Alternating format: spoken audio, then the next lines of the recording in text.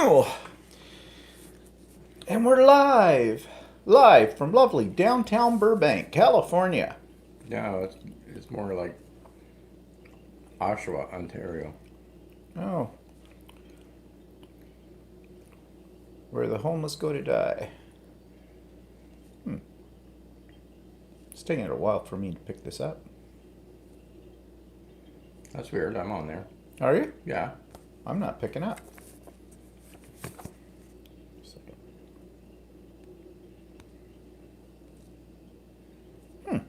Are you connected to the internet? I don't think you are. Yeah, I am. Little thingy's there. That doesn't look like the little thingy for the internet. That's the little thingy yeah, for the internet.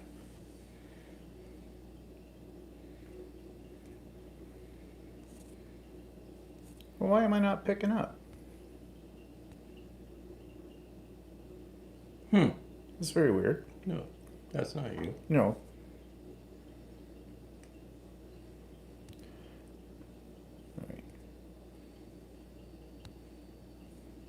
Can you do a refresh of some sort?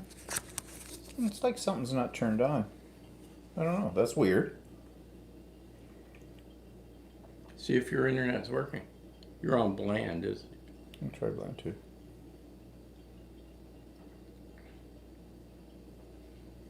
There's 5 people here, but I haven't seen any comments yet. Well, it takes a minute for everybody to connect in. Okay, let's try this again. I'm not connecting. What the heck? You're connected. Yeah, I'm connected. I didn't do anything special. Well, maybe. Well, you can maybe look at mine then. Well, I have to do a reset. So who's here? Oh, Anita's here. Hi, Anita. Hey, Hi, Anita. Roberta. Just having a little technical difficulty on my pad. So I'm just going to power it down, power it back up. Shouldn't affect any of you.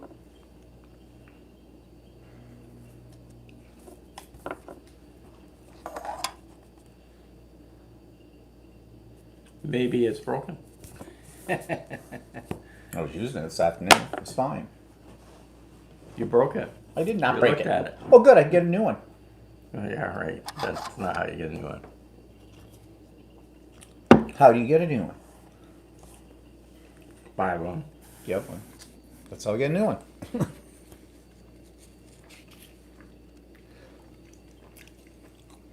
Is anybody So saying there's that? just Cheryl. There's 7 people right now. That's Anita. You never remember. Oh yeah, I know why it's Anita. I know.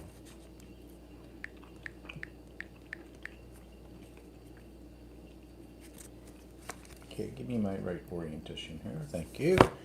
Now, let's see what happens this time.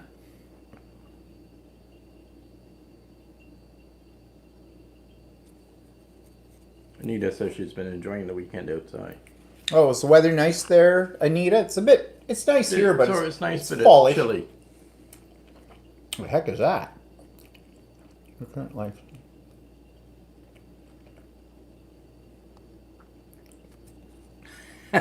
This is doing something really weird. Well, I can't pick up.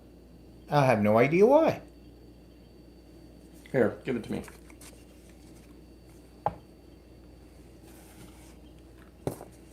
Hi, Nancy. We're just fooling around with my iPad here for a moment. It's not doing what it's supposed to be doing. See, that's...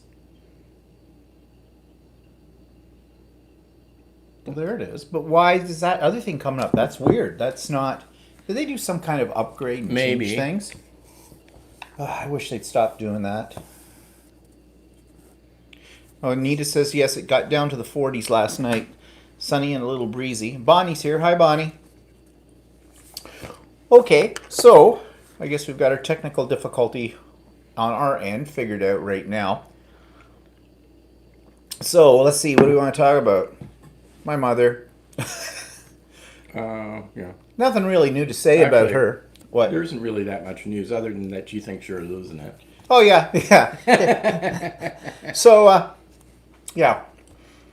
I called my mother last Monday. at 10:30 in the morning, as arranged. I told you about that last week. We're doing this standard time when I call. And my mother answered by the fifth ring. And I thought, whoa, there's a new one. So I said to her, so what are you doing? Sitting on your phone or what? And she goes, no. Well, she says, and then she said something, and I can't remember exactly what she said, but it was something like, well, that I was really quick in getting to the phone, meaning me. And I said, Mom, I called you. Oh, okay. So anyways, we talked.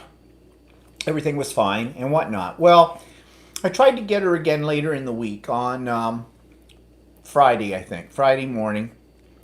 It rang and rang and rang. She never picked up. So, yeah, nothing new there. On Saturday, my sister came over because she had bought this new bathroom curtain. She's been madly redoing her house. Sign of COVID syndrome, I guess. And she's been redoing her bathroom. She's got new window in there and new vanity and all kinds of stuff. And so she'd ordered this curtain from Wayfair. And it came. And she didn't realize when she ordered it that it had this really ugly trim right on the very bottom of the curtain. And she hated that. I guess she didn't see that in the picture they had. But it was too long anyways for the window, so she asked me if I could cut that off and hem it up, because my sister doesn't have a sewing machine.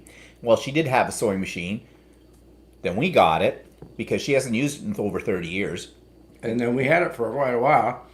I reconditioned it so that it would work. And then we had we were originally going to give it to the school, but then we had some friends over in July. In July, yeah. And they were talking about using this old sewing machine in their building, and they didn't have a sewing machine. So we said to them, well, we've got this sewing machine that his sister had. Do you want it? Because we were just going to give it away anyway. So, and it was a pretty basic sewing machine. Now I almost feel a little guilty because your sister doesn't have it anymore. My sister doesn't sew. No, I know. That's what she said. But anyway, she showed this curtain to a neighbor, and the neighbor said, because she says, well, I don't know what to do with this now. She says, I hate that. That's ugly. And their neighbor said, well, why don't you just cut it off and hem it up? And she said, well, I don't have a sewing machine for one thing, and two, I don't know how to do that, even if I had the sewing machine. But she says, my brother sews. So she came over. Oh, it was a bitch of fabric to use because, well, my sister said it was a really cheap curtain. Yeah, it was made out of probably a polyester, for one thing. It was a sheer, too. So. And it was slippery, very slippery. I had the damn thing clipped within an inch of its life to keep it where I wanted it, and it came out okay. Her husband will probably take a look at it and go, that's crooked. Because her husband can find things like that. He's like Walter. Walter will look at a quilt for the first time and go, what happened there? Nobody else would see it, but he'd find it. Well, my brother-in-law is the same way. But anyways, my sister, she said it was fine because it was going to get ruffled anyways when it goes on. And, well, it wasn't that crooked or anything. I mean, actually, I think I did a pretty good job on it, given the fact that it was a piece of cheap fabric. Very cheap fabric that she got. But anyways, so fix that up. And while she was here, we're talking about my mother. And they had just taken a picture of my mother, and on their Facebook page for the nursing home, they'll post these pictures they take all the time. Well, my mother does not take a good picture. She never has. And at this point in her life, well, Halloween's coming. My mother's already wearing her costume. It's herself, kind of a thing. It's kind of sad because her hair's not what it used to be, and I've told you about that before. My mother used to be a real clothes horse, very fashionable, hair always perfect, makeup always perfect, everything like that. Now she looks like she's on Skid Row. She looks like an old lady. Yeah, she does. So anyways, my sister had been talking to her 2 days before or something, and I don't know how it came up, but my mother says to my sister, well, your brother, he said he was going to call every day at 4 o'clock. Now, my sister knew that was not what the conversation had been. And my sister said, no, he told you that we would call at 10:30 in the morning because that was pretty much the best time for my mother and everything like that. And no, we weren't calling her every day because my sister said to her, what are we going to talk about? There's nothing happening, especially in my mother's life, but, kind of a thing. She says, well, no, Stephen said you were going to call at 4 o'clock every day, and that, he's losing it. My sister laughed at that, and I kind of like, yeah, well, if I'm losing it, it's because I have to deal with my mother. But, like, pot calling the kettle black. But whatever. So, but she's fine. And I guess that's just the way it is. So let's move away from my mother. So, what have you been working on? Not much right now. Well, you finished your house. Yeah, I finished the house. And actually today I haven't started stitching it yet. I tried to enlarge the tree. Oh, you mean to see how it would work out? Yeah, well, and then I keep saying I got to cut out fabric for your shirt. Oh, yeah. Well, tell them about what happened with the original fabric. Oh, well, anyway, last week we were at the quilt store, and Steve saw some fabric he really liked, and I kind of really liked it as well. No.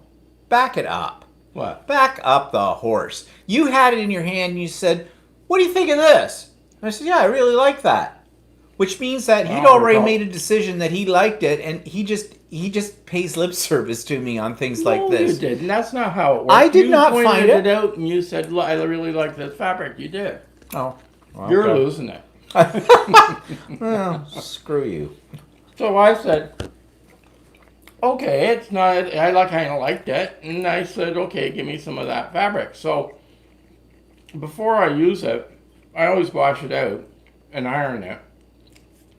And I threw it in the washing machine, and I went to iron it, and I realized it had a distinct pattern to it of a tree with leaves on it. And I thought, oh boy, how do I cut this out for a shirt? It wasn't exactly, because I had all these, it had sort of blue with this leaf pattern at the bottom. Or I thought it was at the bottom. And I thought that would look kind of cool. It would be blue at the top with these leaves at the bottom. But but if I want to do it that way, then the tree's upside down.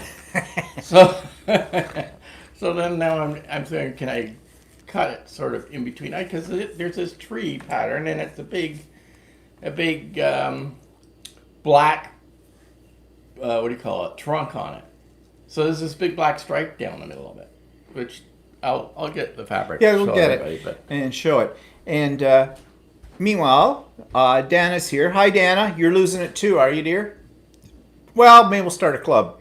And Joan's here. Hi, Joan. I think this might be the first time, at least in the chat mode. I don't know if you've ever been here before, but whatever. Welcome to the Looney Bin.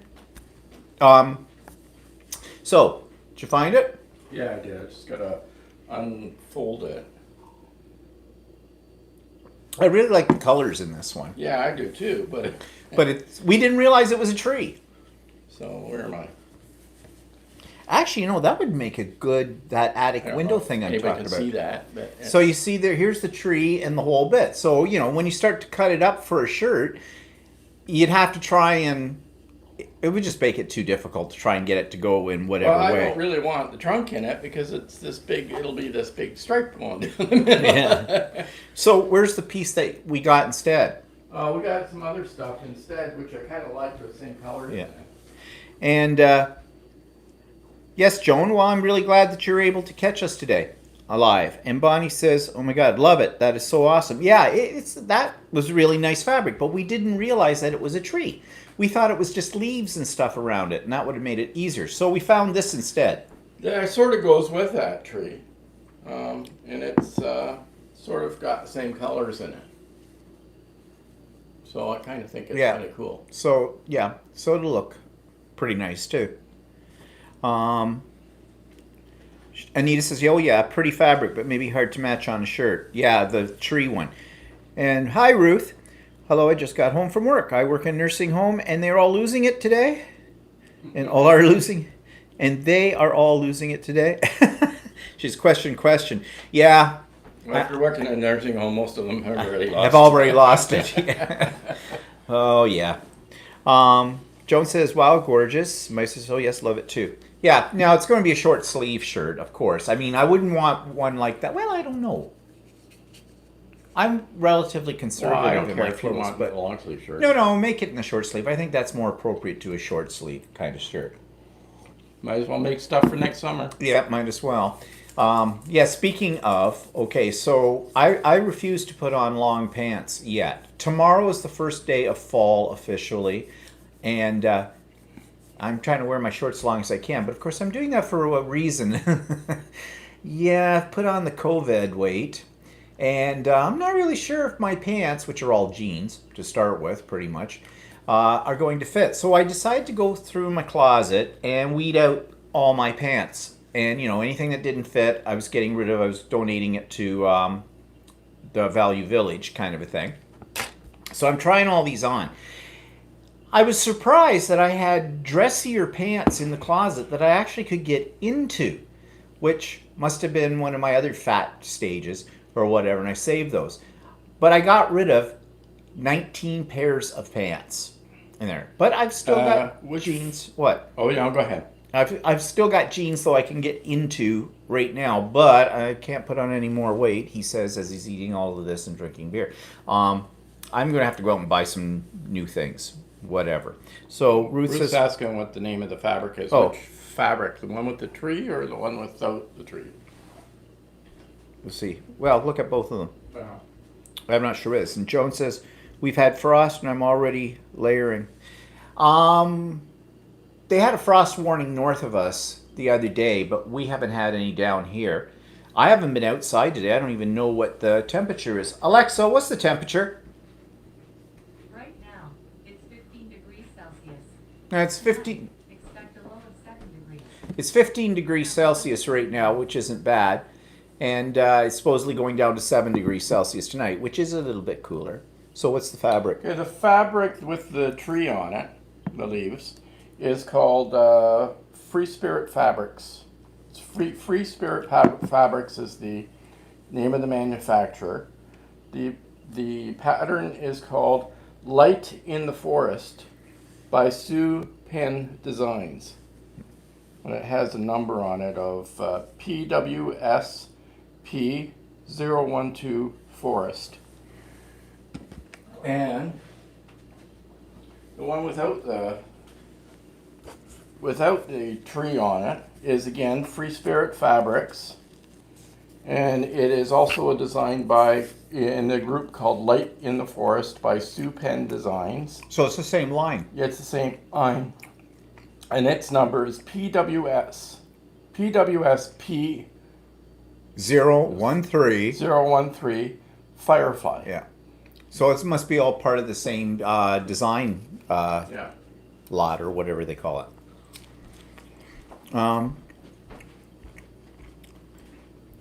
Yeah, the second one does look like fireworks, Ruth. And Anita says, while we were out yesterday, I wore jeans, shirt with sweater, fall hat, shopping for mums. Oh, okay. When you first said shopping for mums, I'm thinking, what, are you getting a new mother? No, you meant the flowers. Okay. I gotcha. Yeah. My mother always loved the fall. She loved the colors and all that kind of stuff with it. I don't know. I don't mind the fall. I don't mind the fall, but It's I know what comes winter's after coming. it. Yeah, I was gonna say it's what's coming with it. But anyways, so that's what you've been working on. Yeah. What have I been working on? Well, I finished the mansion for the haunted house display, and I finished my Christmas quilt. Now I quilted it, and I did a whole idiot quilter about how I did that. I'm really pleased with the way it turned out in the terms of I didn't get any tucks. I did ruler foot quilting on it, and it's the first time I've ever done ruler foot quilting on something that large. I mean, I've practiced a little bit on small little pieces, but I hate practicing. I know, practice makes perfect, and you're supposed to, but I just hate it. And so what do? I decide for the first time I'm actually doing ruler foot quilting, I'll pick a fairly complex design. Well, it wasn't that complex, but there was some maneuvering around it. But actually, it went along really smoothly in the whole bit. And I thought I was being very clever by picking my quilting thread to be a fairly light color so that if I made any mistakes, they wouldn't be that noticeable in the quilt.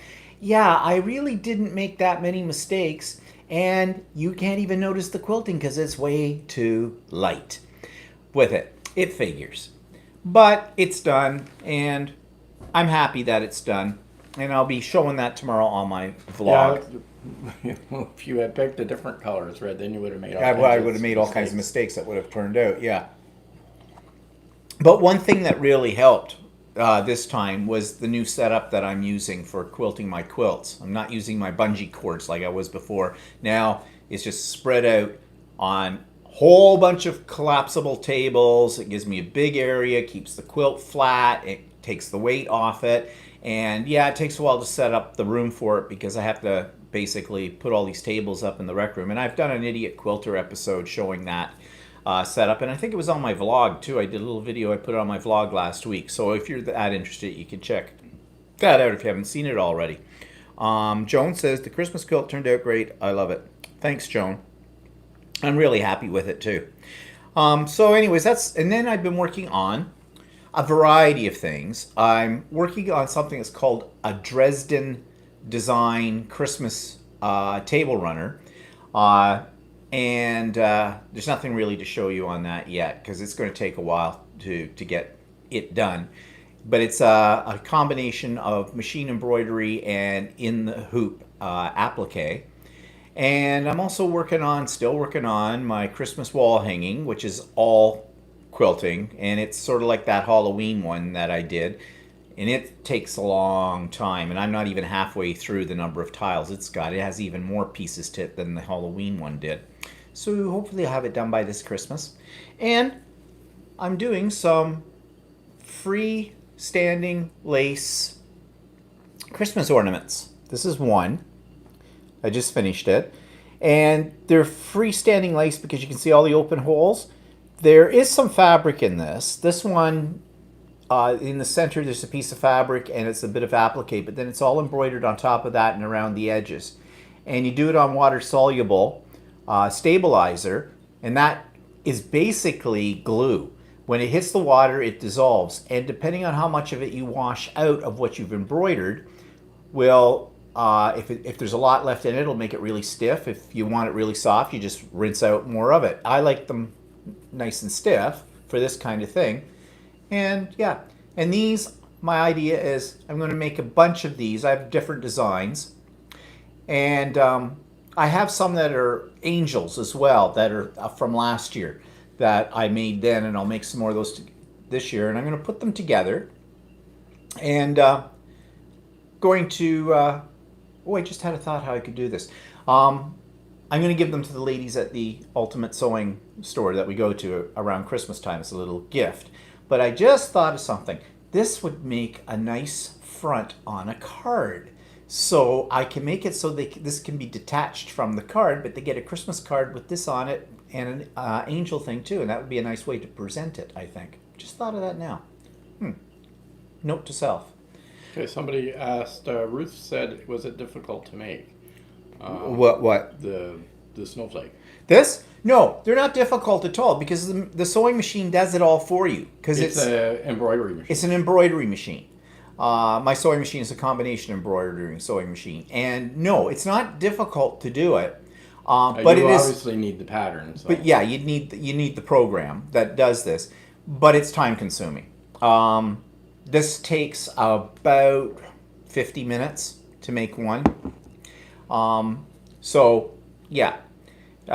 Nothing's fast in machine embroidery. No, it takes like those houses that we were doing. Yeah. Like took better part of a day to stitch everything out.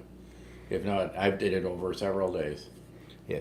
Well, Dana, when I get the other ones done, I might buy a couple more. I only bought 2 out of the set that they have, and I might buy a couple of more for variety as well. But I didn't want to buy a whole bunch of them at once and then didn't like them, kind of a thing. They're not expensive. These ones were $5.49 a piece. For the pattern. For the pattern. And then, of course, you got your thread and all that, but that's not a big deal. I've got tons of thread. I buy it all the time because I use it all the time.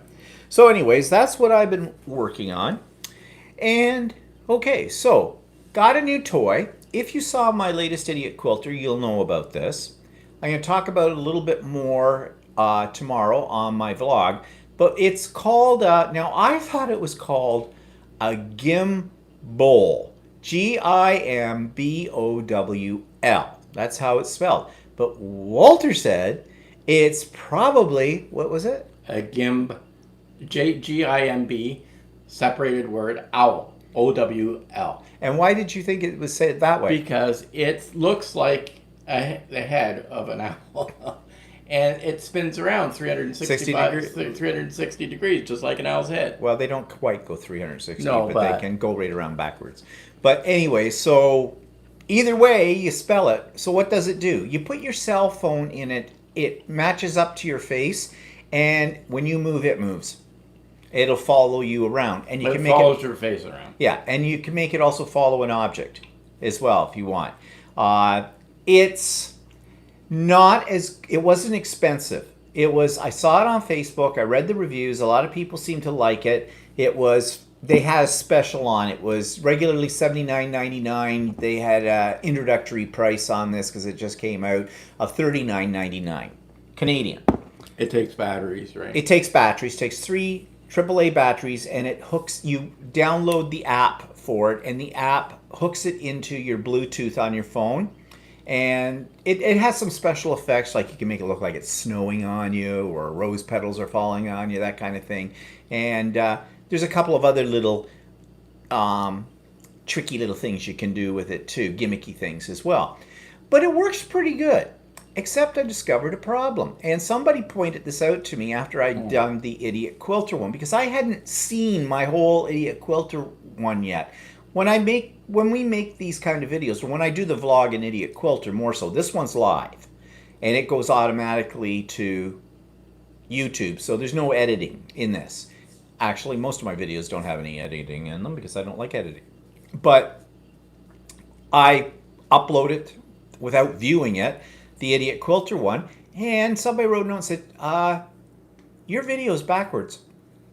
Your filing cabinet in the area where I do my recording of my Idiot Quilter, my sewing room, it's usually on the left side of you. In the video, it's on the right side. Oh, so I took a look, and sure enough it was. And I'm thinking, okay, that was a problem when way back, a couple of years ago when we were doing videos and that. My videos would all come out reverse, and there was something to do with the way YouTube did things on live in conjunction with the iPhone, and one or the other in their updates or whatever fixed the problem.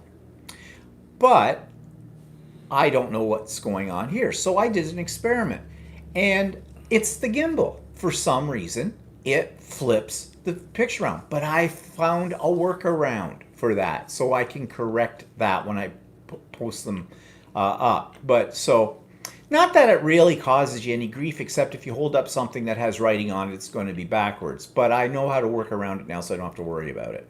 But that's the only problem with this thing. How often I will use it, I don't know. It might be okay. It could be kind of neat. You know, does it follow? It's pretty accurate in following you. That's not. But you can go too speedy. fast for it too, and then it loses you, or whatever too. So yeah, it's a toy. What can I say? Okay, so this afternoon, before we went on air here, I had done my is it bi-monthly or bi-weekly? How's that work? Bi-weekly. Every 2 weeks, I have an art journal class and or discussion, and so we did that, and that's posted too. We're posting those as well, simply as you know, because people come up with different ideas and great things that they're doing and whatnot, and I figure everybody should be able to share in that because it's good inspiration for it all. So we did that, and that was good. What else has been going on this week before we get to our taste test? Anything exciting in your life? No? No, not really. As if I wouldn't know. But again, I wouldn't. I don't know. Your little clandestine trips to Canadian Tire. Have to get out of the house. Got to get away from you. Yeah, right. Bite me. You got away from me. I'm downstairs. You're upstairs. Yeah, I know. That's not far enough. He's a nasty piece of crap. He really is. Don't let him ever fool you. He is nasty. Well, he's Dutch. The Dutch are all nasty. Okay, we're going to do a taste test. Our first one. Now, I know on YouTube, these are very popular. People get these boxed food things from around the world, candy or other stuff, and eat that. Well, that's not what this is. And I don't think this is going to become a regular feature.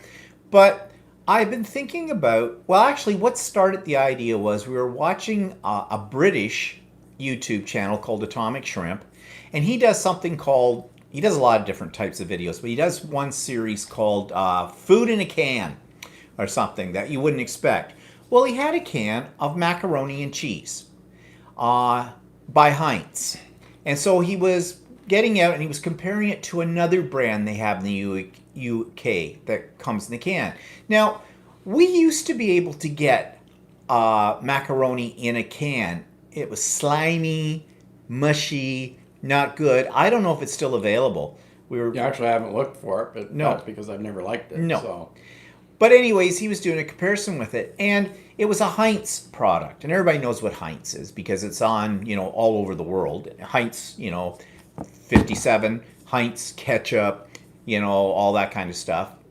So everybody knows what Heinz is. Well, Heinz makes baked beans. Well, canned beans, like brown beans, right? And I like those. So we have several cans of it. He's not such a fan. But I kind of like beans in a can on toast, kind of a thing. I really like them. But they're Heinz. And I know we go to this village bake shop in the town next to us, and it's a Dutch bake shop. And they have imported stuff from the UK and Holland. As well as Holland. And Holland, stuff like that. And I noticed they have a whole section of some Heinz products. And when I've been in there before, and they have Heinz beans. But they're made in the UK.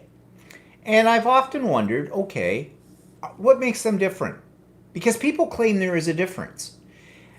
So when we were in there yesterday, we went to the Village Bakery yesterday to stock up on a few Dutchy things, and Walter had to get his licorice, salted licorice. Ick, ick, yum, ick, yum. ick, ick.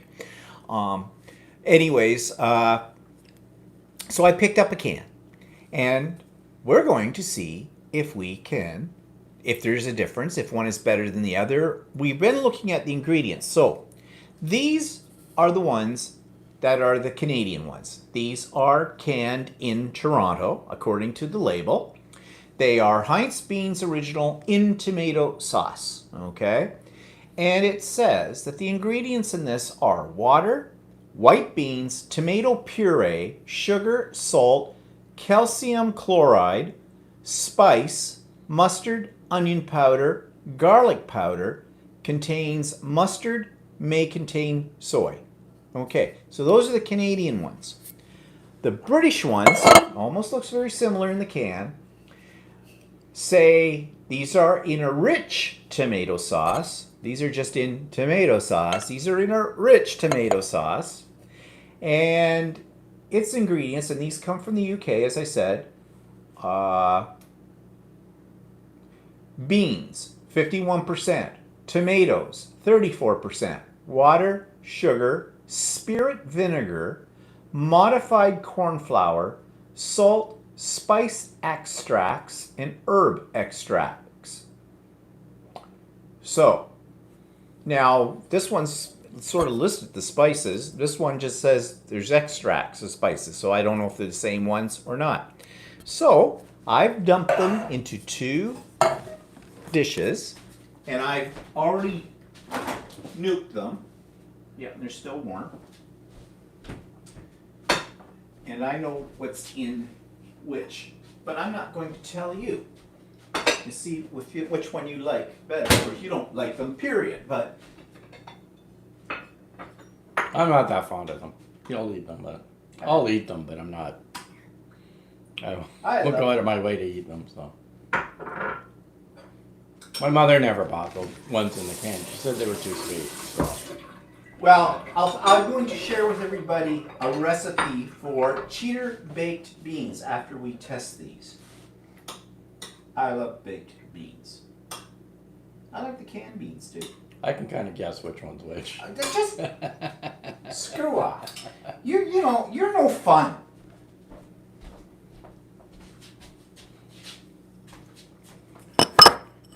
that's your spoon, and you use your spoon. I don't want your lips on something. Okay. Okay, so try that one. Mhm.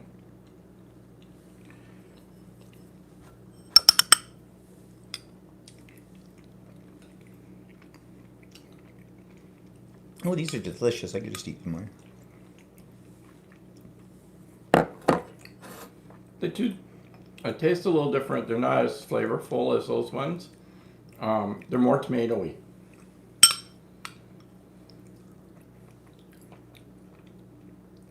They definitely taste different.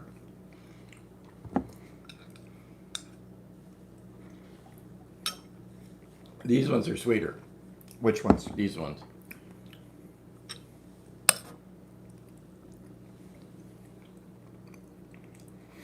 These have more flavor. Yeah, they do. It's a richer flavor. Yeah, that's These they're are more like, watery. yeah, and they're a little bit more tomatoey, but not really distinctly tomatoey. Okay, which one do you think is the Canadian one? Which Well, one's... I think that's the Canadian one, Yeah. and I think that's the British one. Yeah, these are the Canadian ones. And these are the If British... I had a choice between the two, I think I'd eat the Canadian ones more than the... And these are the British ones. And they're also lighter in color. Yeah, these are darker in color. I mean, they're not terrible. No, they're fine. But I think there's more flavor in these ones. See, when my mom made... My mom would make beans, but she made Dutch brown beans.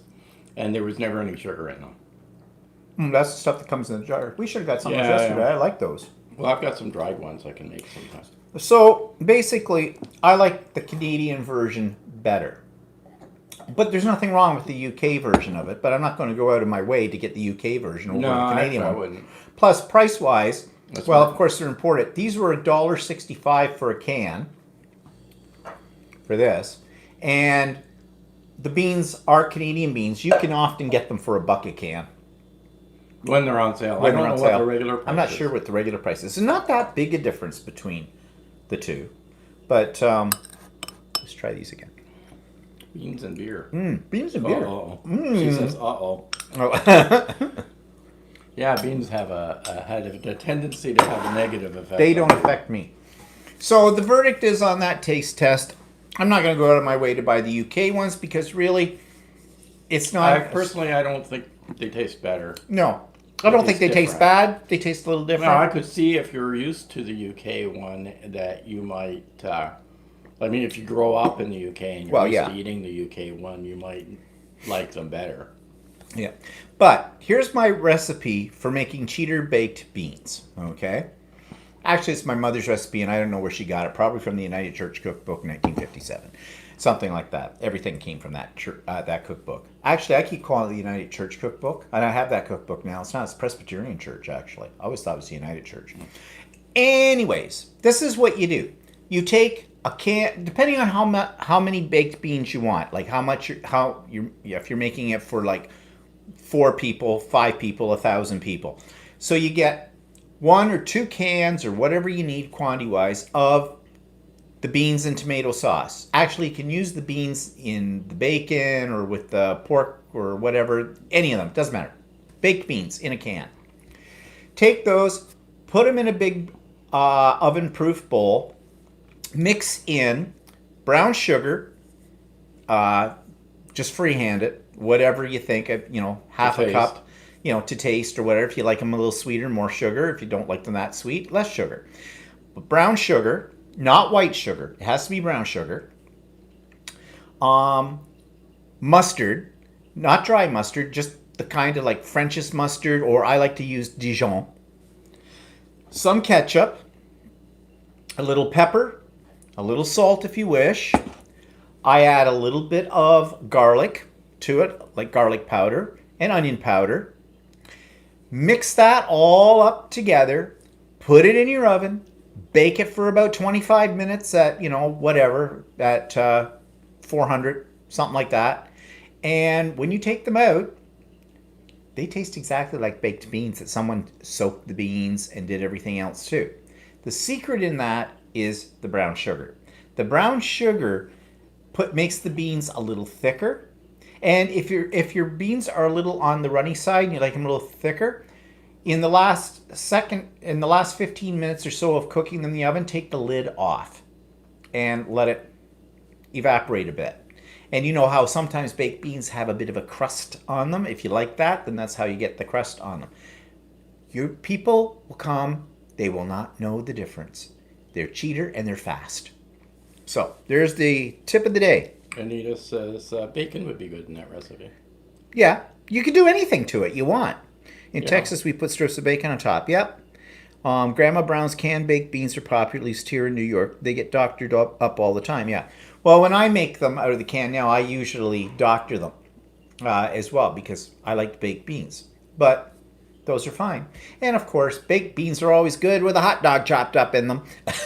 Wieners and beans. Mm-hmm. Yum, yum. So that was the first taste test. Now, we have dessert. Cadbury's. Okay? Cadbury's, everybody knows what Cadbury's is, I'm pretty sure. They're around the world. But we found out when we went to Australia and we went to, was it Dundee? What was the name of that place? And they had a Cadbury's. Dunedin. And they had a Cadbury factory in there. And our tour guide told us that depending on where the particular Cadbury factory is located in the world, the recipes for their chocolate bars are slightly different. Ones that are done in the States and in Canada tend to be a little sweeter than the ones that are made in the UK. And the ones in Australia are kind of in between all of that. Now, I know that people always talk about, oh, don't give me the Cadbury's chocolate that's made in North America. It's crap. Give me the British. And I tend to agree with that.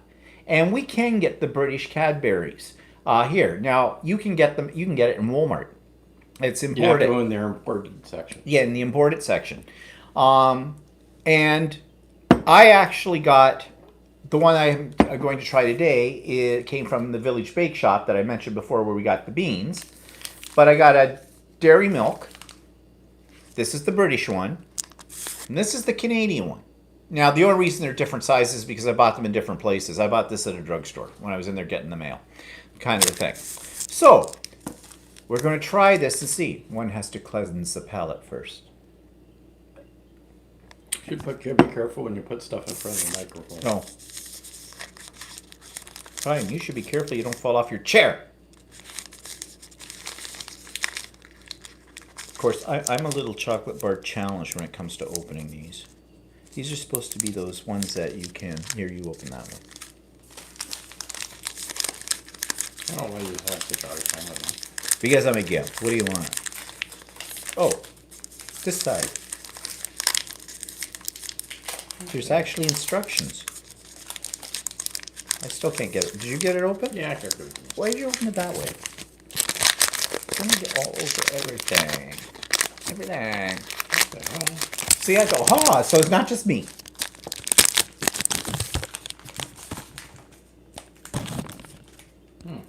But can't do it? Here's a second. Ruth says I add a squirt of maple syrup. Yes, I've done that too. That's a very Canadian thing. Okay. Are you still having trouble? Chocolate bar challenged. Yay! There you go.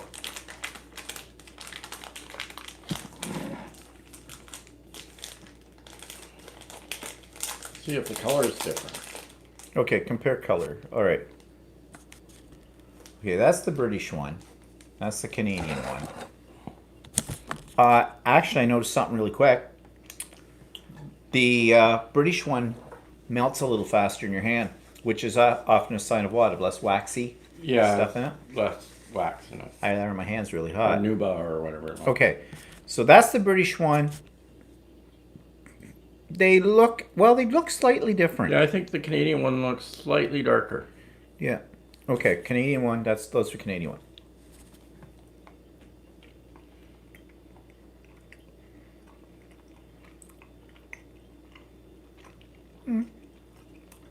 Tastes like Canadian chocolate bar.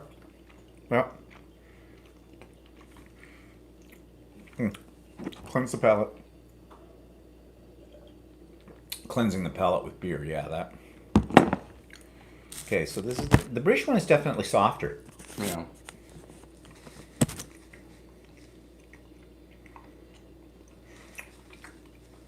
I think the British one is more creamy. And it's not as sweet. No, it's not as sweet. It's a little less sweet and it's creamier. It's creamier. It melts quicker. The Canadian one's a little bit more waxy. I mean, both are good. Yeah, But I definitely like the taste of the British one a little better. yeah. Yeah, I think so. Yeah, you can definitely tell the difference. Try the Canadian one now.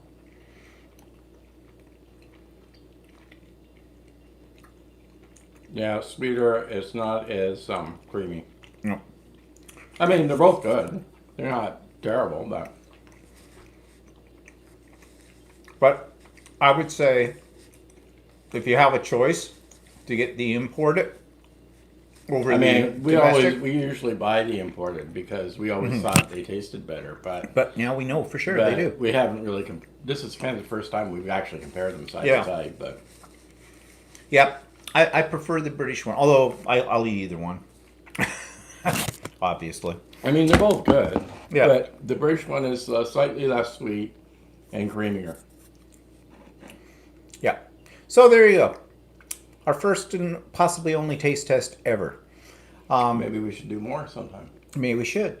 Like those stupid. I'm looking at a box of chocolates that Walter had down in his workshop for some reason. Well, I I don't know why he's hiding chocolates in his That workshop. wasn't. It was I met somebody I used to work with.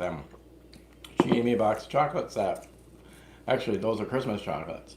And I put them in a box in my workshop and kind of forgot about them. So I was cleaning up my workshop last week or whatever. I said, I saw there's that box of chocolates I'd never opened. They're Godiva. Now, I know there are people who just rave about Godiva chocolates, but I have never been a fan of them. I mean, in a pinch, I'll eat any kind of chocolate, okay? I always thought they were kind of premium chocolates, and I thought they would. I'd never really had them much before, but we opened the box, and yeah, they're okay. I thought they were kind of waxy. Beans on toast? Actually, I have to say I wouldn't run out and buy them. So No.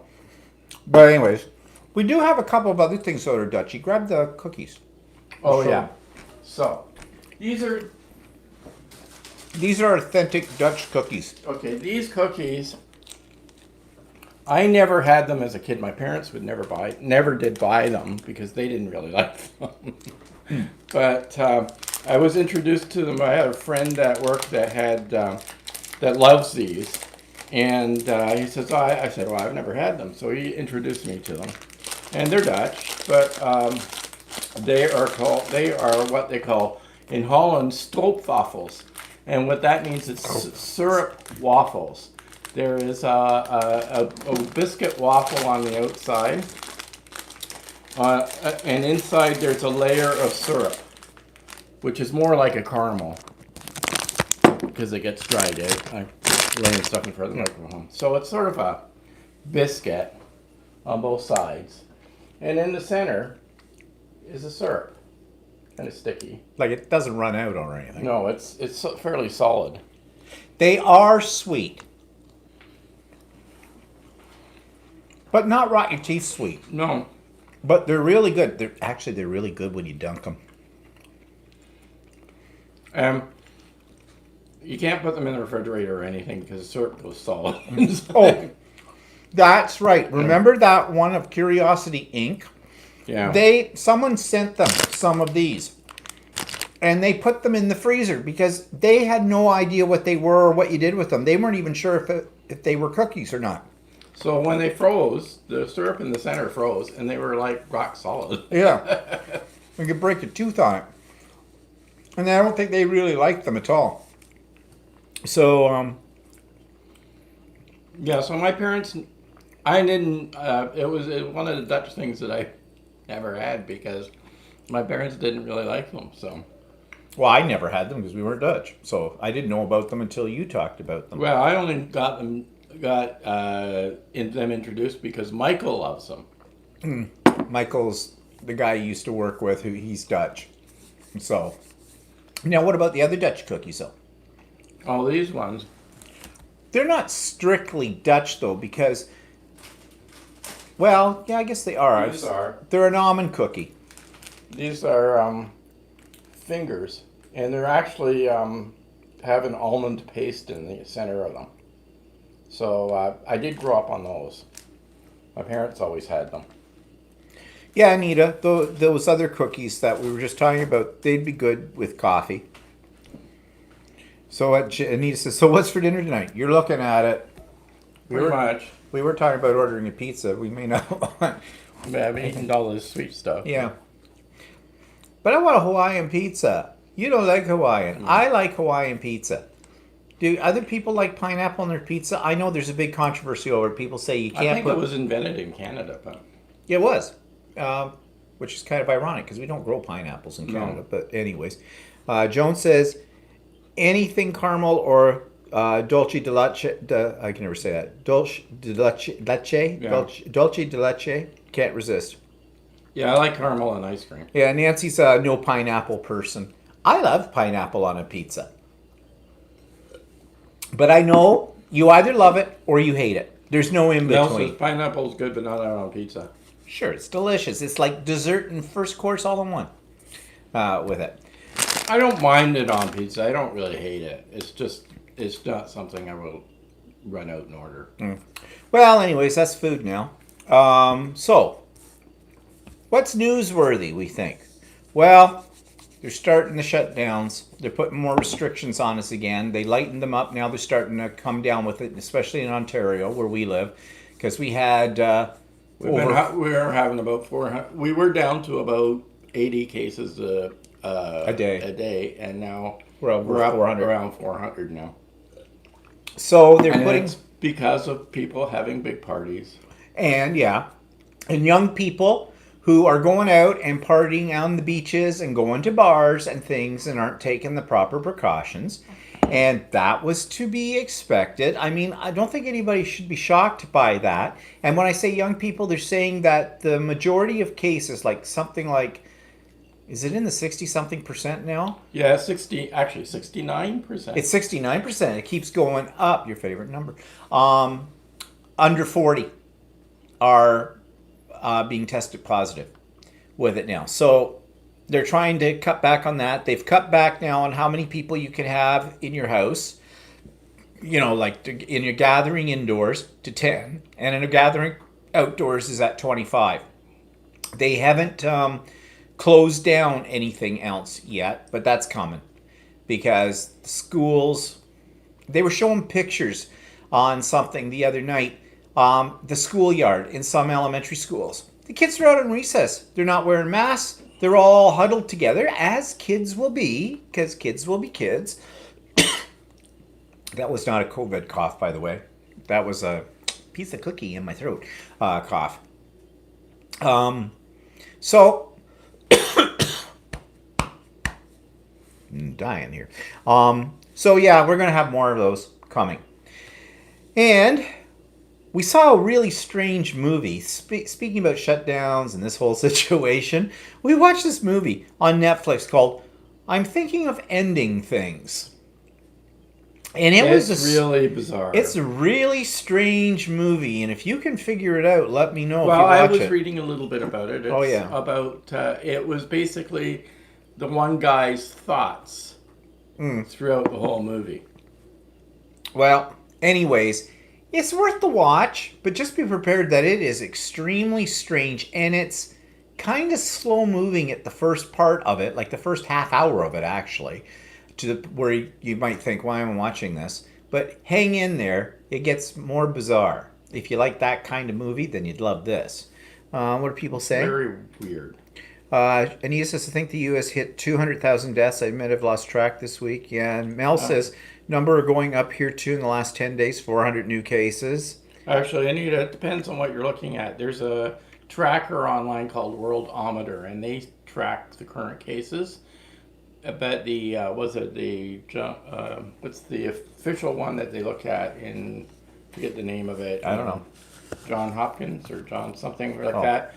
They're actually a couple of days behind on the statistics compared to the Worldometer. So if you look at the John Hopkins one or whatever, it hasn't hit 200,000 yet. But if you look at the Worldometer one, they're at 204,000. So.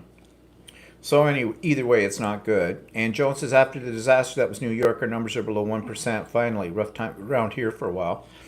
Okay, so yeah, New York had a really bad, was sort of the epicenter at one point in time for the United States. Now they're way down low. Bumbaugh says 2 thumbs down for that movie. Oh, yeah. Yeah, well, it's one of those movies where we watched all the way through, but I don't know if I liked it or not. I don't think I did. No, I didn't really like it. But it was weird. That's what kept you watching it. It's weird. But back to New York. So what is New York doing? That's right. I mean, pretty much what? The largest city in North America, right? New York.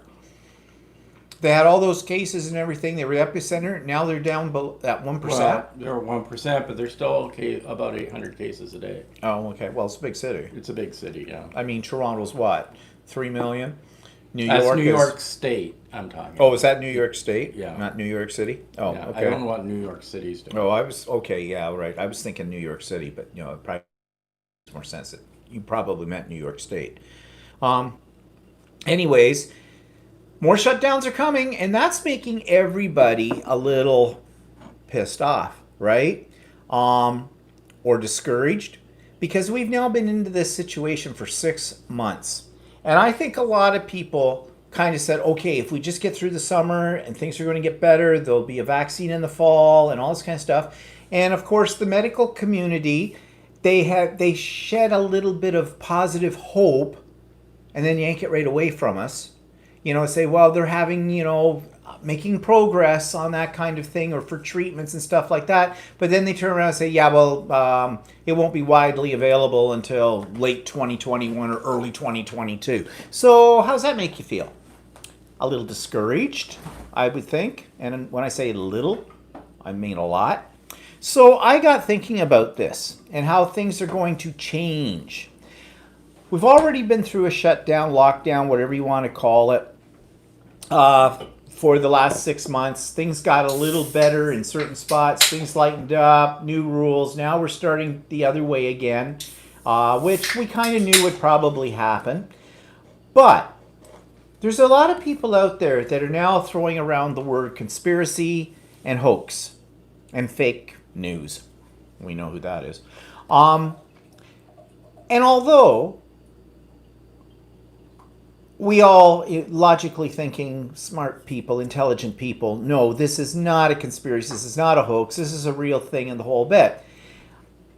I know for me, in the back of my mind, the more you hear people saying this, the more you start to think, well, yeah, it's real, but maybe what they're telling us is not the complete truth. Well, I don't think we're being told the complete truth, but I don't think it's necessarily we're being not told the complete truth because they're trying to do something evil to us. I think they want to be cautious what they say because, you know, like I said, as soon as they talk about the possibility that they're making some progress on a vaccine, people get their hopes up and then those get dashed very quickly. So they're trying to keep everybody calm, reasonable, I suppose.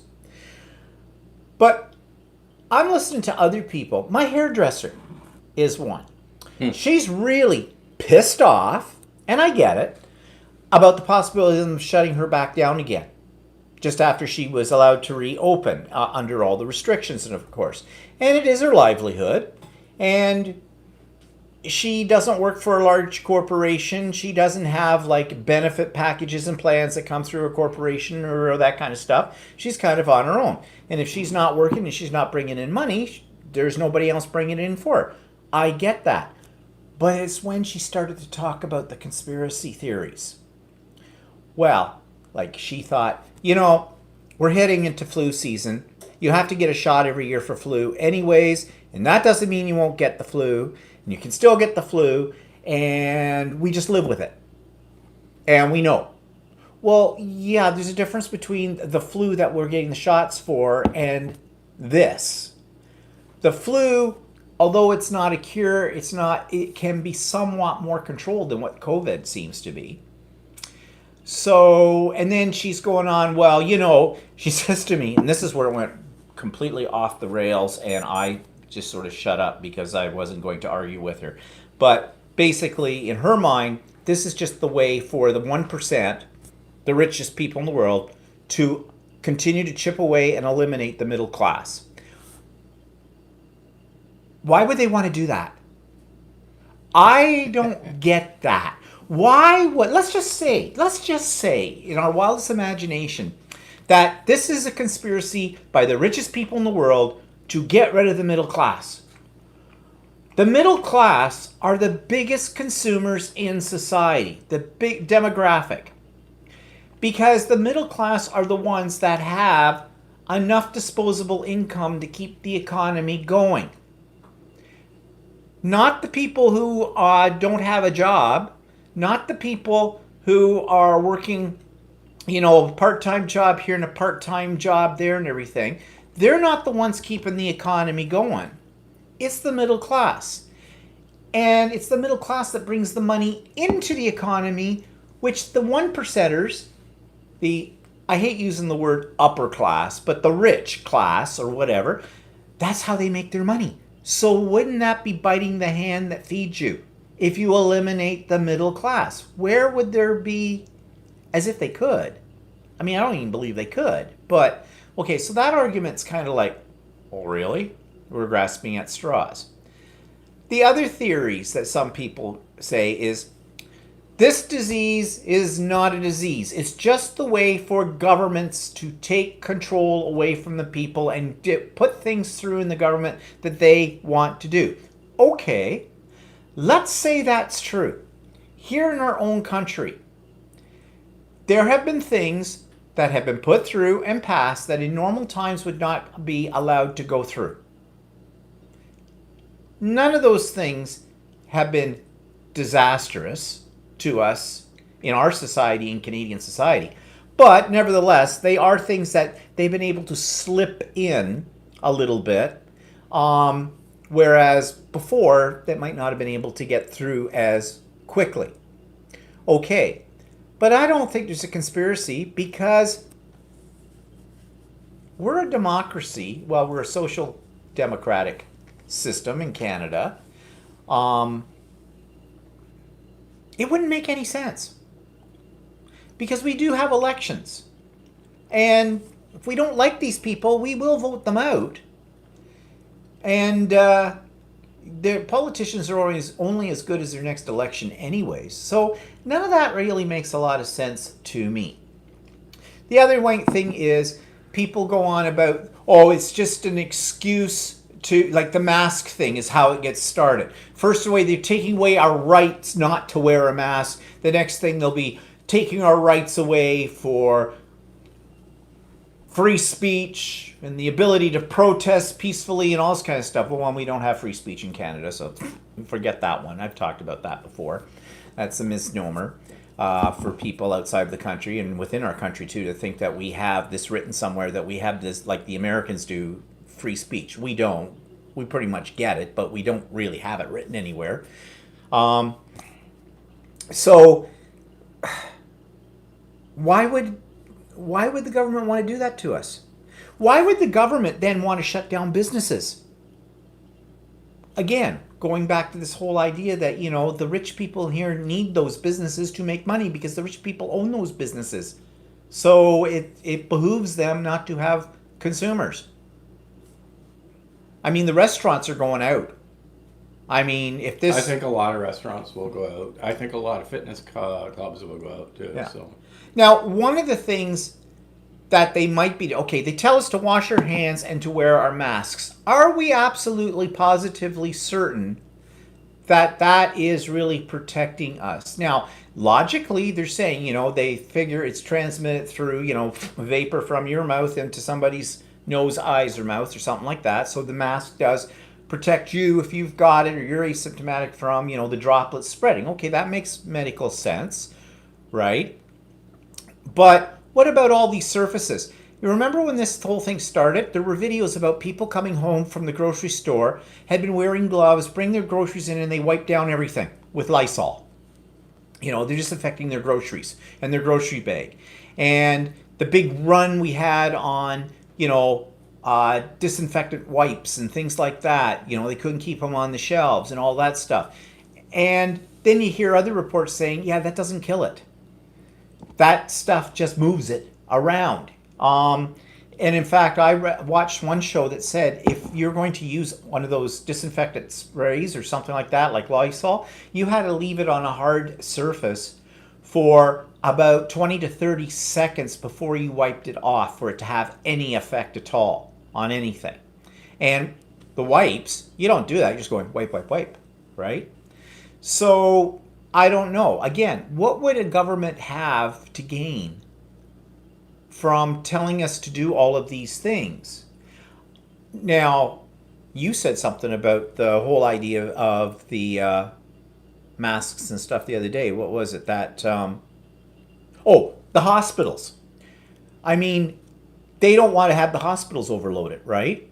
So, the thought is not so much that the infections would be eliminated, but the infections wouldn't be so high that the hospitals get overwhelmed. That's really what they're trying to. That's the theory that governments have been doing is they've been trying to keep the cases down so that the hospitals won't become overwhelmed. Yeah, well, I think that makes sense. But here's the problem I have with that. I don't have a problem with that. Tell the people. This is the problem I do have. Actually, they have been telling the people that. But then you get contradictory. But people don't listen to them. Yeah, well, I listen to them. Well, that's true. People only want to believe what they want to believe, too. Or only hear what they want to believe, I suppose. Of course, then you get the anti-vaxxers anyways who are saying, I was watching, Dr. Quack, as I call him, Dr. Phil. I was watching him the other day, I think it was Thursday or Friday, and while I was doing some sewing. And he had these ladies on there. One was a parent who said she wanted her kids back in school. They didn't need to wear masks because this was a hoax. There were more kids in the last year that died from tuberculosis and from something else. She said, than there is the total number of COVID deaths amongst children. Well, maybe to a point that's true, but don't kids end up infecting adults? Yeah. Have a higher mortality? Yeah. And that was one on the counterpart of that had said there too. Another one was a teacher, and she was a special ed teacher. And she's saying she wanted the kids back in the schools. She had to be working really close with them. She couldn't do her job wearing a mask. She couldn't do her job by social distancing. And she was prepared for the risk because these kids were going to fall behind and there'd be nobody there to help them and blah, blah, blah, blah. Cry me a river. Yeah. So, no, there's other ways to help those kids with it. And if kids miss a year of school, will that be the end of the world? And then this mother, the same one that was on there that I mentioned a moment ago, she turned around and attacked teachers and says, teachers weren't doing enough. Teachers didn't care about their kids and everything like that. They only cared about themselves and they were selfish and the whole bit. I'll give Dr. Phil credit for this. He kind of jumped on her throat when she said that. However, he was not jumping on the other ones completely. He was saying, mental health-wise, it's important. Kids should not be away from the classroom for too long a time because blah, blah, blah, blah, blah, blah, blah, blah, blah, I'm a quack, blah, blah, blah, kind of stuff. Children are resilient. So what if they lose a year in school? They'll all lose it together anyways. And what's the rush? What's really the rush to get through school? It shouldn't be a competition, although a lot of people do see it as that, I know. But what's the rush? So give them the bare bones curriculum to get them through or give them an extra year of that when we get back to things. But, so what I'm saying here is there's an awful lot of mixed messages depending on who you listen to. And that's the problem. We don't know who to listen to anymore. Our government in Canada, in my opinion, is dropping the ball in terms of leadership. our prime minister was right up there at the beginning of all this, and I really thought he was doing a really great job. Lately, well, we haven't had Parliament sitting. No. There was a threat of, he had a little scandal. They all have little scandals. Of course, the opposition party would just loves that and wants to put it to a no confidence vote. In Canada, what that means is that Parliament can vote out a government if they get enough support. We have a minority government right now, but just barely. And the chances of the main opposition actually getting away with a non-confidence vote is pretty slim. But our Prime Minister decided to shut down Parliament for a while, which in normal times, they would be closed down for the whole summer. Like from about March until about October with that. But this year they've been working right through into the summer. And now he shut it down till the 23rd, so next week, Wednesday, they go back in. And he's got the speech from the throne, because when they reopen Parliament, there's always this speech from the throne, which is delivered by the Governor General, and it is what the party that's in power is planning to do in the next year or so. And then it gets voted on, or parts of it. And that's where you can have a non-confidence vote if the opposition doesn't like what they're hearing and they try to tumble the government. I think Trudeau himself is going to call for a no-confidence vote. That's how confident he is that it's not going to go through. And I think it's a way of trying to take back control of things again. Well, anyway, you're starting into politics. It doesn't really matter that much. Actually, there are a lot of people talking here. Yeah, I know. It's coming to them. Yeah. What do you mean politics doesn't matter? This whole thing is political. Yeah, I know. Like, really? Okay, let's back up. Just because you don't have an interest in that. Okay. It's all about you, isn't it? Yeah, Just all about you. Yeah. Okay, let's see. I got to catch up here. Chris is here. Hi, Chris.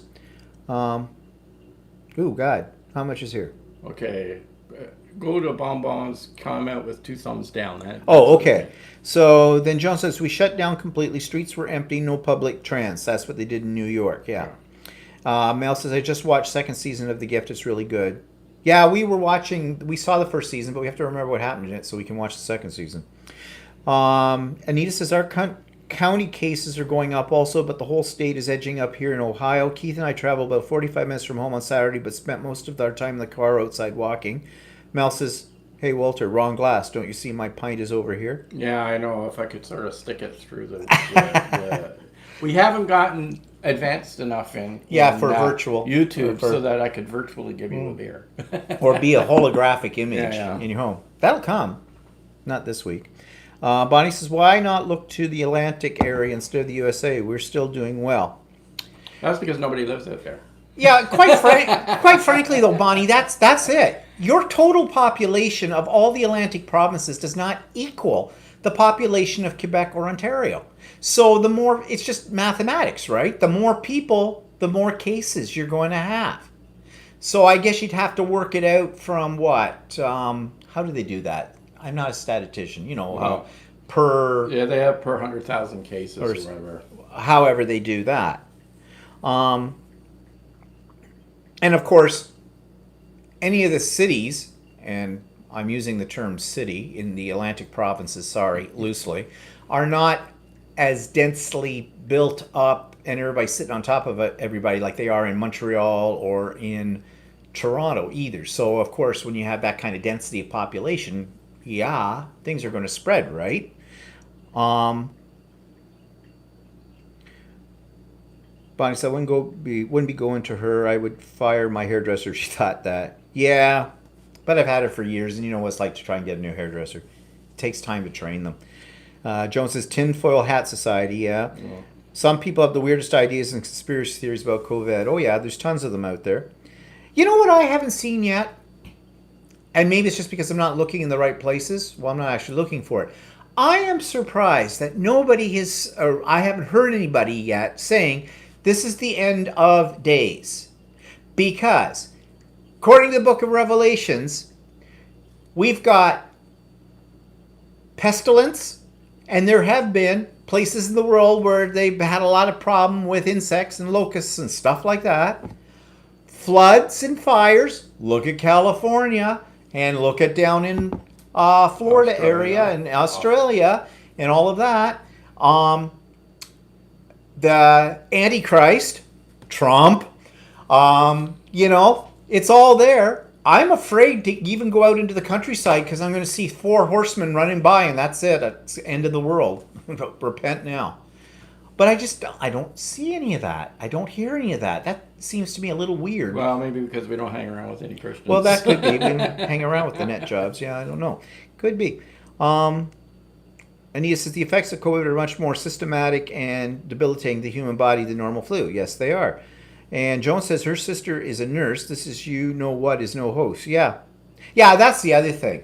I mean, it's pretty obvious. The healthcare workers, the frontliners in the whole bit, they know this is not a hoax.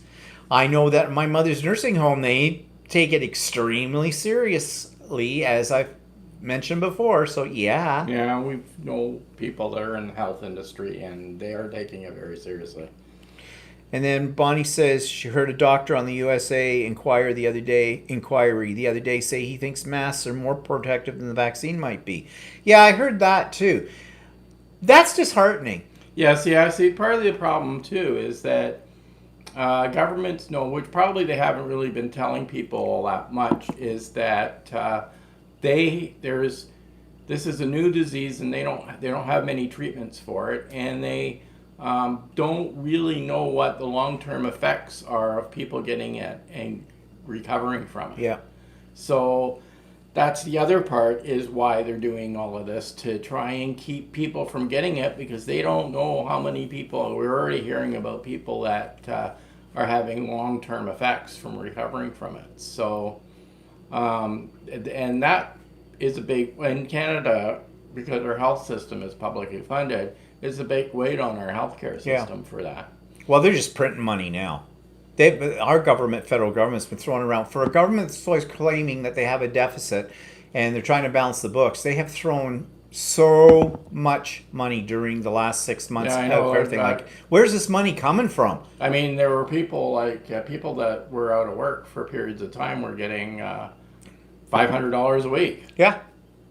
In fact, some of them were getting more money doing that, to the point where it wasn't worth, when they were able to go back to work, it wasn't worth for them to go back to work. People that were working part-time jobs getting minimum wage, it wasn't worth their while to do that. So that's caused a problem. Bonbon says, if they want to call it taking away their rights, fine. Same as taking away their right to murder. That's really what it is. People are dying. Yeah, exactly. Well, I always say that you're expected to wear pants, so why can't you? So you can wear a mask. I said the other day, you could also use the mask instead of underwear. Be a stripper. Yeah, depends on where you want to wear it. Yeah, top or bottom. Top right? or bottom, yeah. Mm-hmm. Jones says Australia just went through their flu season and the numbers are a fraction of what's normally reported. They attribute it to washing, masking, and distancing. I heard something from one of our Canadian doctors too, saying the same thing, that actually this could be helpful for the flu season because of doing all of these protections now as well. I'm a little worried about when I get my flu shot this year. Like, you usually can go and just do it at a local pharmacy. But the problem is, at least our pharmacy, or one of them now, they take forever you sit there and you wait for them, because well, it may have to be different this year. They may have to have a set appointment for you to. Maybe. Well, you probably do. Anyways, where did I leave off? Anita says, Joan, that's good news. Maybe we'll not have a bad flu season this winter. I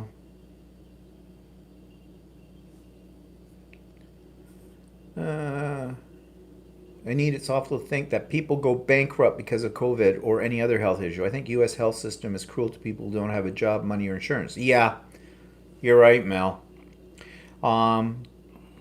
Those are parents that see school as babysitting and the ones that expect teachers to raise their kids. I've said that many times, and I've lived that many times. Hi, Janet. Bonnie says we're still doing well in the 4 provinces per capita. Yeah.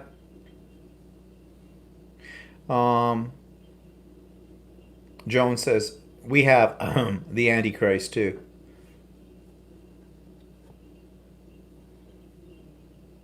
Are you in Alberta, Joan? I thought she was U.S. I thought she was Oh, she's New York State. Yeah. Yeah, but I says, then if you're comparing, you shouldn't compare to New York City, as there are not many cities that large. Yeah. Well, you know, they do amazing things with statistics, don't they, Bonnie?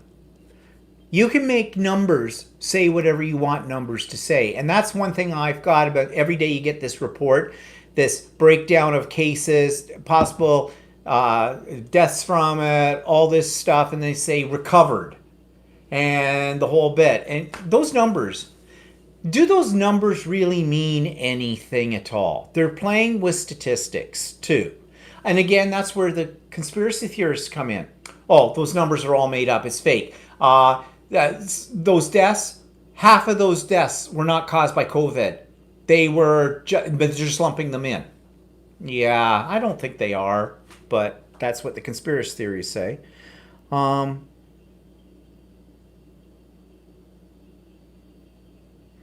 Yeah, Chris says that in Queensland they've closed the borders and are fully following through with criminal charges, fines with anyone.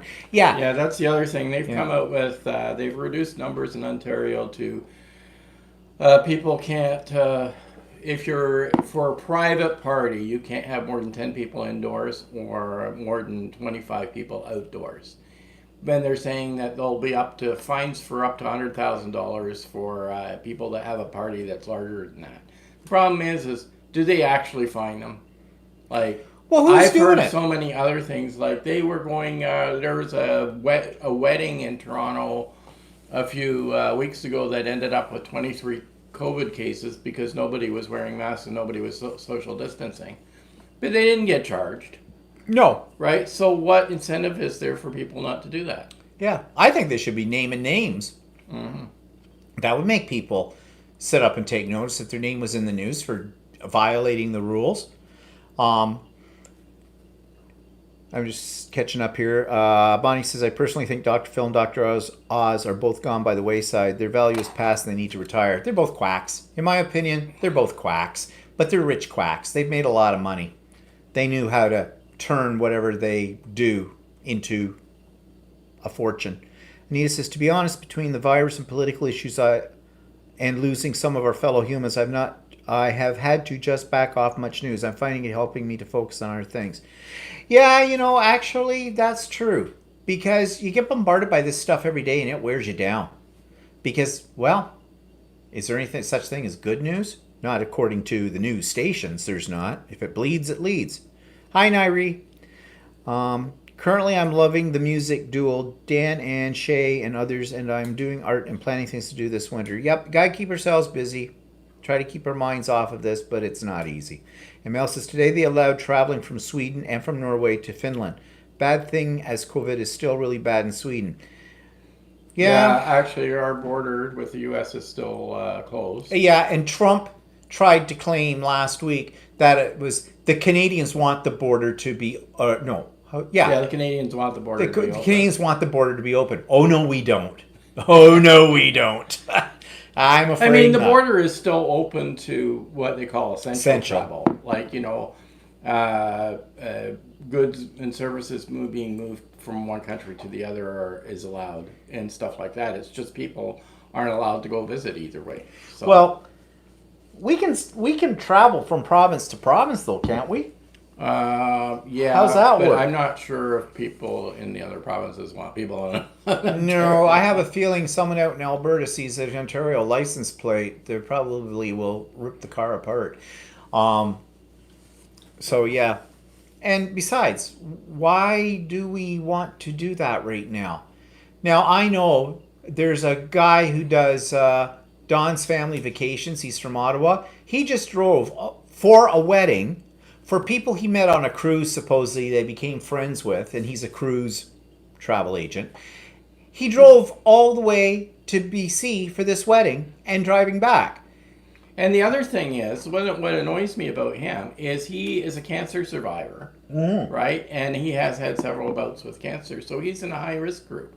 Would you really want to go to a wedding where there's lots of people? And the only thing I can say in his favor is maybe because he's had cancer And I think he's had very serious bouts of it too. Well, cancer, any bout of it is serious, but really bad. Maybe his outlook in life is, I have to do these things when I can, because who knows, tomorrow this could come back and kill me. Mm-hmm.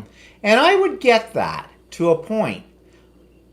But what happens if you kill somebody else because you're asymptomatic or something, and you meet somebody that has a compromised immune system or something? Apparently there was a really big party in a family gathering in Toronto, and it resulted in, I don't know how many, but it resulted in a number of COVID cases. And when the family was questioned about them having this party, they said, well, we all knew each other and we didn't expect that we would be able to get it from people we know. That's not a definition of bubble. That's the other thing. I think I've mentioned this before. I have a real hard time with that term bubble. That is the stupidest use of the word bubble. Bubble should only be used when someone is blowing soap through a hoop, okay? Or it's the name of a clown. Yeah, because what happens is they say, oh, you're allowed to have 10 people in your bubble. But what if those 10 people have 10 bubbles? Yeah, like the bubble's going to break. Bubbles do. I mean, that's just ludicrous. That's just stupid. That whole bubble thing. The only bubble that we have is us, because we live in the same house. That to me is a bubble. Anybody from outside of your home, even if they're related to you, are not part of your bubble. Unless you've been quarantined with them for 14 days and they're never leaving your house again. Then they're part of your bubble. I guess, or pods. I guess they call them pods. Oh, pods. Okay, that sounds like something from the Body Snatchers. Okay. I guess they're bubbles in Canada, they're pods in the United States. Yeah. Yeah, whatever. Bonnie says you have to quarantine for 2 weeks. You come to Atlantic region. Well, you're supposed to... Well, I don't know what happened. I'm not sure what the rules are right now to Ontario. travel is the problem, but I think that's the rule in general across Canada, is that you're supposed to quarantine. Well, if you're coming from outside, Don that drove across, shouldn't have been allowed. Oh, he's an idiot. He is, actually. I don't know. He keeps thinking cruising's going to start around the corner again. Yeah, he's next month. Yeah. Oh yeah, he's an idiot. Sorry to say that about another YouTube content creator, because I try not to, because I know what it's like to create content on YouTube, and I think he's issues. He has issues. Yeah. He has issues. Let's put it that way. Everybody has issues, but he has issues. Chris says there are some that have bubbles and mini or macro bubbles. Yeah, like really. You give people an inch, they'll take a mile. They'll rationalize it's like anything. Somebody that has a big boat, and they seem to always have these groups that they meet with in these bubbles, and but I have a feeling they're just random people that they've thrown into their bubble. Yeah. So, but anyways, yeah, we've spent a little time today on the whole COVID thing. Yeah, it had to be done. But it had to be done because this is what's coming up and everything. And I guess it's what's on everybody's minds all the time. Rather not think about it, but it's there. So, this is the new norm. Fortunately, we have not... I see part of the problem, I think people are being very skeptical, is that there's probably a lot of people that have not known anybody, us included, that we know of that had COVID. So when you don't know anybody that has had it, then it's kind of, okay, is it really out there type of thing? So, yeah. And I think it's a human nature for us, if it's not right there and we haven't experienced it directly, to rationalize that things aren't as bad as we're being told they are, and all of this kind of thing. And, there was it doesn't exist. A thing that people were upset when they started to saying that we had to wear masks indoors when our numbers were low. And somebody said, well, shouldn't we have been wearing masks when the numbers were high? Well, yeah, that was probably true. But at that point in time, they weren't sure if it would do anything. Yeah. Plus, there was a scarcity of PPE for healthcare workers, so they weren't trying to get people screwed up and thinking about that. But anyway, so They said, well, I shouldn't be wearing a mask because numbers are low. But the problem is that one person can pass it to a whole pile of other people if they're not wearing a mask or not social distancing. So. Well, we're kind of guilty of doing the same thing as other people were saying. If stop watching the news and things like that, we're bringing it up, we're discussing it, we're rehashing the same thing over and over again. And we've talked about this and said, you know, we shouldn't bother to talk about this because there's so much out there and everybody's bombarded with it and the whole bit. But in a way, talking about it in a forum like this or whatever, I think it is kind of cathartic. It you know, it gets some of it off your chest and you can go on the next day instead of letting it all build up and keep it inside. So, yeah, we'll try next week not to be talking about this in as much detail as we did this week, okay? Yeah, next week it'll be like... Because I see a few of you here are trying to hijack the conversation from us by talking what crafts you're doing and things like that. And bully for you trying to find a lighter side to this, but let me tell you, this is my channel, my show. I can do whatever I want, okay? Just a reminder. Next week, we will try and find something different. We're already at 5:30. Yeah, I know we are. Quit cutting me off. All right. Okay. Would you like me to give Walter a bloody nose? How about that? Wouldn't that be fun? Yes, fun. I'll blame it on COVID. So, here's something you could do for us, though. If you don't want us to talk about COVID, okay? Give us something to talk about, for God's sakes. We have no life anymore. We go nowhere. We've got nothing. Please, give us a topic. Please. Just send it to my email. Put it in the comments below. Whatever. We'll talk about anything. Because I'm sick and tired of talking about this thing too. Okay. So, that's it for today, people. That's our time. Art attack. Nairi. What's about Nairi? Art attack. Arctic attack. Yeah, we haven't done one in quite a while, have we? Oh. I know something we could possibly do. We'll talk about it. We'll see.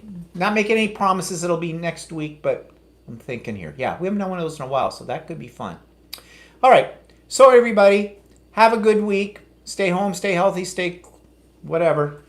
Stay sane. Stay sane, yeah. Don't be making tin hats or tinfoil hats and things like that. And hope you have a good one. So, bye, everybody. Say goodbye, Walter.